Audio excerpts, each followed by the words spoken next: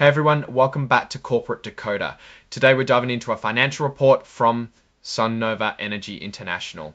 And let me tell you, it's a bit like walking into a solar panel factory after a hailstorm. You might find some damage. Before we get started, if you appreciate getting straight insights from corporate documents, make sure you're subscribed. We also have a Discord community linked in the description below. Cop2Me that provides solar power and energy storage to homeowners has filed a Form 8K that's basically an update on some major changes, including their Chapter 11 bankruptcy protection filing. We'll break down what this means for the company and its future. In short, they are restructuring, which you might call reorganizing. First, let's look at when all this happened. The report is dated June 11, 2025, so this is pretty recent. This filing is an update following an initial announcement a few days earlier. This section is about significant agreements the company has entered into, notably regarding loans and asset sales during this difficult time. It's about how they are trying to get some control back. As mentioned in their previous report, on June 9, 2025, Sunnova Energy International, Sunnova Energy Corporation, and Sunnova Intermediate Holdings filed for Chapter 11 bankruptcy. Chapter 11 lets them keep operating while they come up with a plan to repay their debts. Don't confuse it with Chapter 7, which means liquidation. You can think of it as reorganizing versus game over for the company. To keep the lights on during this bankruptcy process, Sunnova has secured what's called a DIP credit agreement. DIP stands for debtor in possession, and what it really means is that they borrowed money to keep the company going and give themselves some financial air to breath while under bankruptcy. Think of it as emergency funding. Under this agreement, lenders will provide Sunnova with a $90 million loan. The loan comes in two parts, $15 million right away after a judge approves it temporarily, and then $75 million when they receive a final approval by a judge. This money will be used to cover the costs of the bankruptcy-related fees, to keep the business running day to day, and to generally fund the company while they are under Chapter 11. Now here's the catch. This loan comes with a hefty interest rate of 12%, meaning for every $100 they borrow, they will pay $12 on top. Instead of paying this interest in cash, they'll add it to what they already owe. So it's accumulating interest on interest. On top of the interest, Sunnova also has to pay a funding fee of 12% also.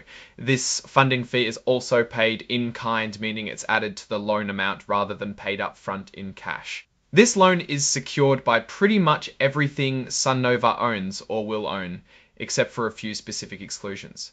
So the lenders have a claim on most of the company's assets if Sunnova can't repay the loan. Sunnova needs to have everything sorted out by September 2025. If they don't have a plan in place, that date could trigger defaults or other problems. They are under pressure to deliver a restructure within the time frame. Next up, Sunnova is planning to sell some of its assets to a company called Solaris Assets, LLC. They are selling basically everything except for a few assets that relate to tax and other specific excluded assets. Solaris is buying these assets for a combination of things. First, a $10 million cash payment, and second, by using the debt Sunnova owes them as a credit bid. Think of a credit bid as if Solaris is saying, forget the cash, just give me back the debt you owe to us.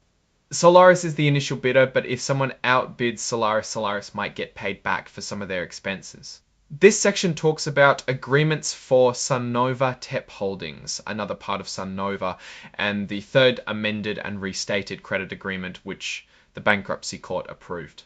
This part mentions that the bankruptcy court approved the TEP asset purchase agreement. Same thing here. The bankruptcy court approved the solar power system purchase agreement, which is between Sunnova TP Developer and Lennar Homes LLC.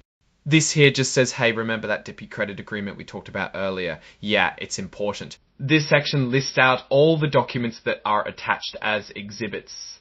Now let's zoom out and see what this all means. Sunnova is in a tough spot. They filed for bankruptcy, secured a loan with high interest costs to continue operating, and are selling off assets.